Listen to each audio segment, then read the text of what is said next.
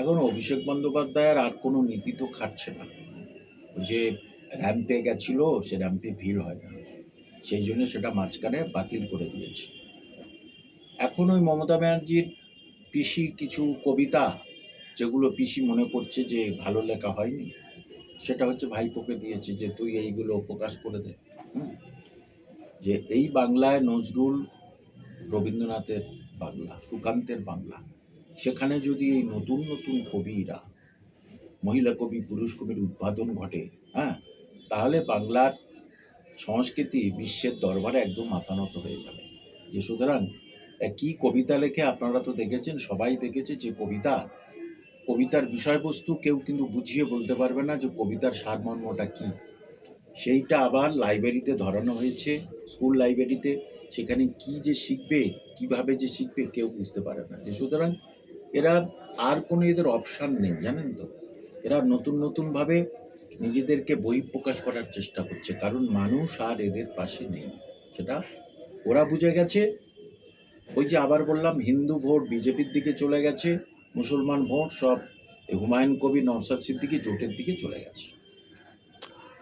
না, সাধারণ মানুষ বলছে মমতা বন্দ্যোপাধ্যায় আর অভিষেক বন্দ্যোপাধ্যায়ের মধ্যে থেকে কম্পিটিশন চলছে কবিতা লেখা নিয়ে।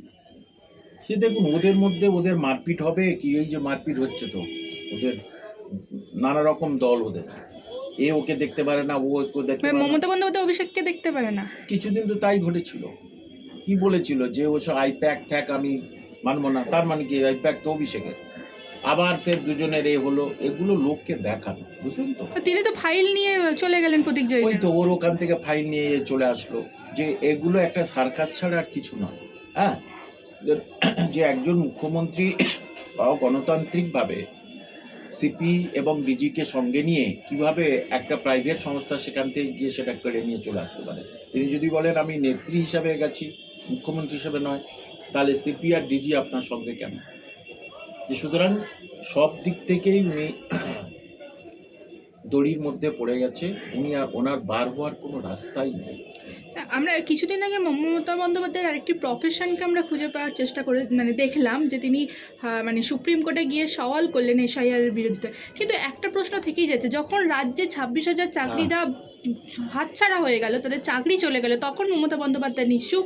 এবং যখন অর্থাৎ গতকাল আমরা দেখলাম যে অভয়ের জন্মদিন গেছে, তাকে আমরা আজও ভুলতে পারিনি, তার বিচার আমরা আজও চাইছি, আজও জাস্টিস ফর আরজি করের স্লোগান ওঠে রাজপথে।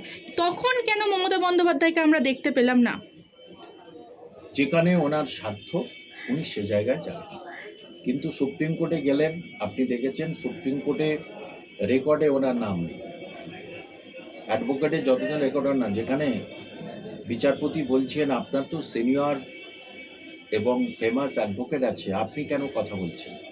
আর একটা হাস্যস্কর, উনি নিজে লয়ার নাকি, তো বিচারপতিকে কিভাবে স্যার বলে, বিচারপতি মিলর্ড বলতে হচ্ছে, সেখানে উনি sir sir sir sir sir এইসব বলছে, কিন্তু কোনো কথা শুনতেই দিল না। তাহলে ওনার যে সম্মান ছিল, সে সম্মানটা নষ্ট হয়ে গেল, ওখানে ওনার কথাই শোনেন। তো ওখানে ওনার স্বার্থ আছে যে দেখো আমি এসআইআর নিয়ে তোমাদের হয়ে লড়ছি, এইটা তো ওনার স্বার্থ আছে। এখানে মানুষ মনে করবে যাক অন্তত মুখ্যমন্ত্রী নিজেই এতে গেছে, কিন্তু সেটা করতে গিয়ে সেটা বুমেরাং হয়ে গেছে, সেই তীরটা ওনার কাছে এসছে, উনি আক্রান্ত হয়ে গেছেন। ভোট বাক্স মমতা ব্যানার্জি হারাচ্ছে, এটা মমতা ব্যানার্জি আর তার দল কিন্তু বুঝে গেছে। তাহলে কি 26-এ আমরা কি? অবশ্যই 3 নম্বরে আসবে মমতা ব্যানার্জি, আপনি দেখবেন না, 3 নম্বরে চলে আসবে মমতা ব্যানার্জি। বিজেপি এবং এই জোট এরা আগে পিছিয়ে থাকবে, আর 3 নম্বরে মমতা ব্যানার্জি। সরকার গঠন থেকে ওনার দূরে থাকতে হবে, আপনি এটা দেখে নেবেন পরিষ্কার।